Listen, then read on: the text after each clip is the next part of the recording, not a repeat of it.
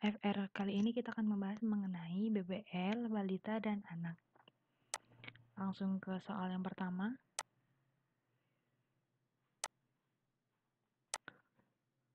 Seorang bidan meminta asistennya untuk mematikan kipas angin menjelang kelahiran bayi. Ini merupakan sistem perpindahan panas cara A. Radiasi, B. Evaporasi, C. Konveksi, D. Konduksi, atau E. Konduktor.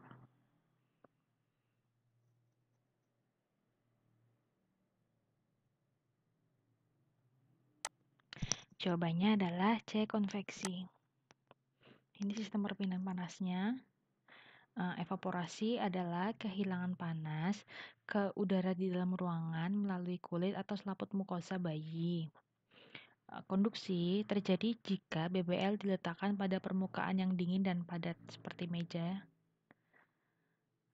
Radiasi adalah ketika panas berpindah dari BBL ke benda padat lainnya tanpa melalui kontak langsung. Ini radiasi ya. Kemudian konveksi kehilangan panas dari kulit BBL ke udara yang bergerak. Nah, ini.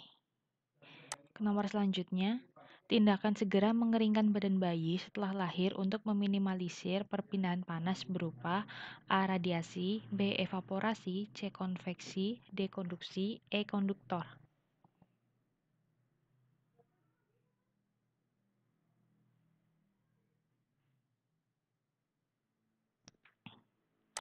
Jawabannya adalah B. Evaporasi. Nah, ini sama tadi keterangannya seperti yang nomor 1 ya. Evaporasi ini perpindahan panas karena kehilangan panas ke udara di dalam ruangan melalui kulit atau selaput mukosa sehingga harus segera langsung dikeringkan. Nomor 3, seorang anak berumur 42 bulan melakukan pemeriksaan KPSP oleh bidan dan diperoleh hasil interpretasi 8. Apa tindakan selanjutnya? A. Periksa 2 minggu kemudian, B. Rujuk, C. Periksa 3 bulan kemudian, D. Lakukan stimulasi, atau E. Langsung periksa ulang.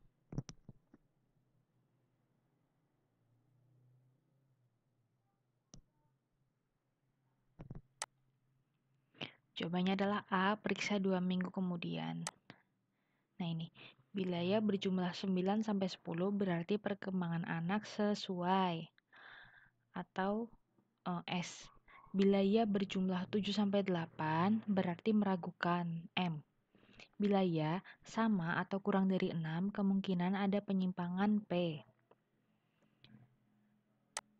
Tindakan selanjutnya, jika tadi meragukan, maka konsultasikan nomor jawaban tidak. Mintalah jenis stimulasi apa yang diberikan lebih sering.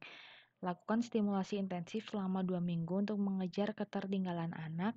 Bila anak sakit, lakukan pemeriksaan kesehatan pada dokter atau dokter anak. Tanyakan, adakah penyakit pada anak tersebut yang menghambat perkembangannya. Lakukan KPSP ulang setelah 2 minggu menggunakan daftar KPSP yang sama pada saat anak pertama dinilai.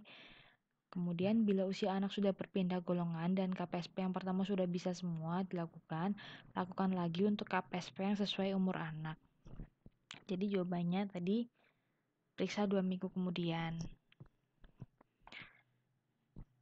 Ke nomor selanjutnya, seorang anak berumur 48 bulan melakukan pemeriksaan KPSP oleh bidan dan diperoleh hasil interpretasi 9. Apa tindakan selanjutnya? A. Periksa 2 minggu kemudian, B. Rujuk, C. Periksa 3 bulan kemudian, D. Lakukan stimulasi, atau E. Langsung periksa ulang.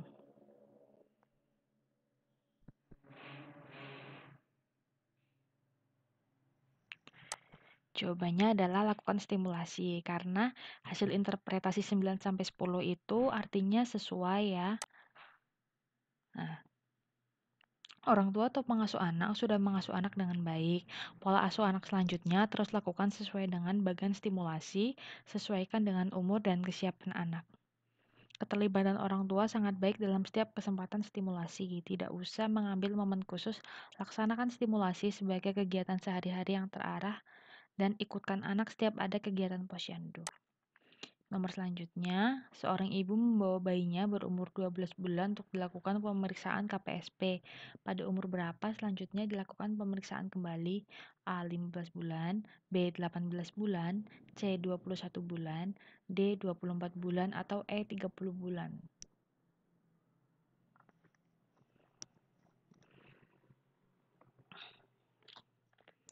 Jawabannya adalah A. 15 bulan. Nah, ini cara menggunakan KPSP. Jadi pada anak usia mulai dari 3 bulan sampai 24 bulan atau sampai dengan 2 tahun, pemeriksaan dilakukan setiap 3 bulan sekali.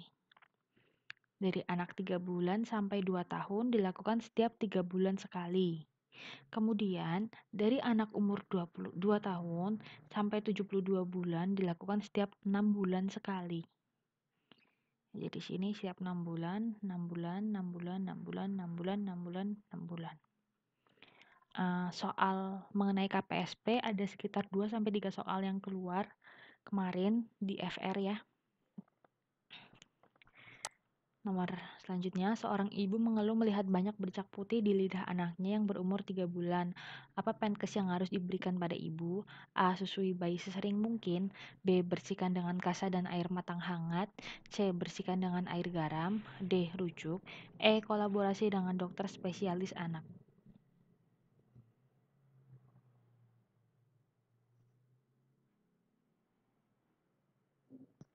Jawabannya adalah B. Bersihkan dengan kasa dan air matang hangat.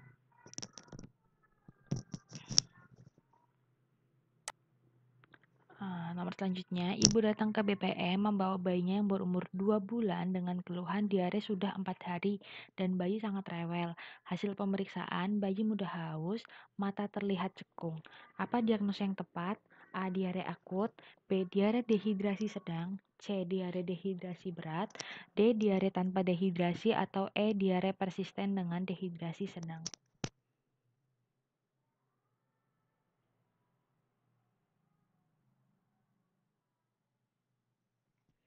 Jawabannya adalah B. Diare dehidrasi sedang. Nah, ini ya. Tadi gejalanya umur 2 bulan dengan keluhan diare sudah 4 hari dan bayi sangat rewel. Bayi sangat rewel tuh ada di sini, diare dehidrasi ringan atau sedang. Kemudian bayi mudah haus, mata terlihat cekung, ini sehingga masuknya ke diare dehidrasi ringan atau sedang. Jika diare dehidrasi berat itu gejalanya adalah letargis atau tidak sadar, mata cekung, tidak bisa minum atau malas minum, cubitan di perut, kembali sangat lambat. Kemudian diare tanpa dehidrasi tidak cukup tanda-tanda untuk diklasifikasikan sebagai diare dehidrasi berat atau ringan dan sedang. Nomor selanjutnya, ibu datang ke puskesmas dengan keluhan bayi berumur 5 hari terlihat kuning. Setelah dilakukan pemeriksaan, kuning terdapat pada wajah dan leher bayi. Apa Pankes bidan selanjutnya? A. Susui sesering mungkin. B. Rujuk ke dokter spesialis. C. Hentikan menyusui. D. Jemur sore hari selama 10 menit, atau E. Rujuk ke rumah sakit.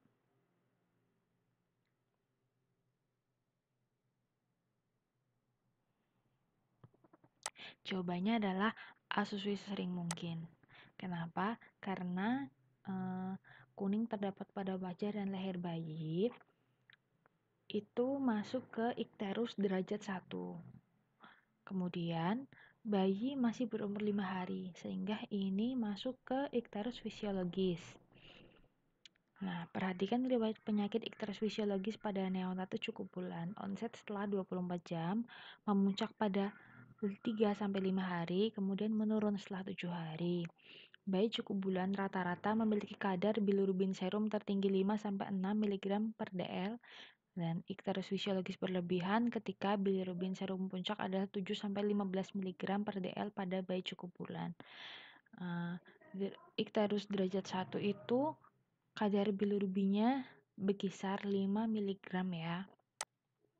Nomor selanjutnya, bayi baru lahir dengan asfiksia setelah dilakukan isap lendir, maka apa tindakan bidan selanjutnya?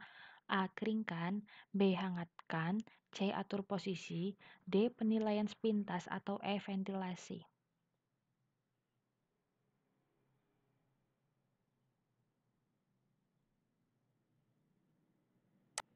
Jawabannya adalah A. Keringkan.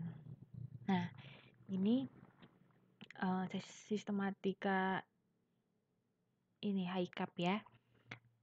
Untuk memudahkan memang kita menggunakan sistem high cup. 1. H artinya hangatkan bayi. A artinya atur posisi. I artinya isap lendir. K artinya keringkan bayi sambil melakukan rangsang taktil. A artinya atur kembali posisi bayi atau reposisi kepala bayi. Kemudian P, penilaian pada bayi. Nilai bayi apakah usaha napas, warna kulit, dan denyut jantung. Jika bayi masih tidak bernafas, lakukan VTP atau ventilasi tekanan positif dengan memakai balon dan sungkup selama 30 detik dengan kecepatan 40-60 kali per menit.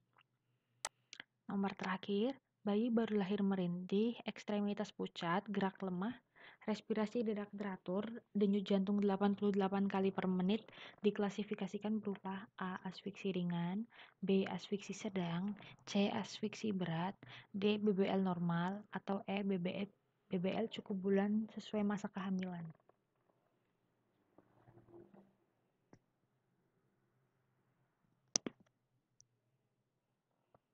Jawabannya adalah C. Asfiksi berat. Nah, ini penilaian Apgar skor ya. Kita lihat tadi gejalanya. Yang pertama, merintih. Dia skornya 1. Kemudian ekstremitas pucat. Nih. Maka nilainya 0. Kemudian respirasi tidak teratur, usaha napas tidak teratur, ini 1 nilainya. Maaf, gerak lemah ya, gerak lemah tonus otot lemah nilainya 0. Respirasi tidak teratur nilainya 1. Kemudian denyut jantung 88 kali per menit kurang dari 100 ya, nilainya 1. Kita total nilainya 3. Nah, ini klasifikasinya. Asfiksi ringan itu Apgar skor 7-10, sedang itu 4-6, dan berat itu 0-3. Nah, sekian yang dapat saya sampaikan. Assalamualaikum warahmatullahi wabarakatuh.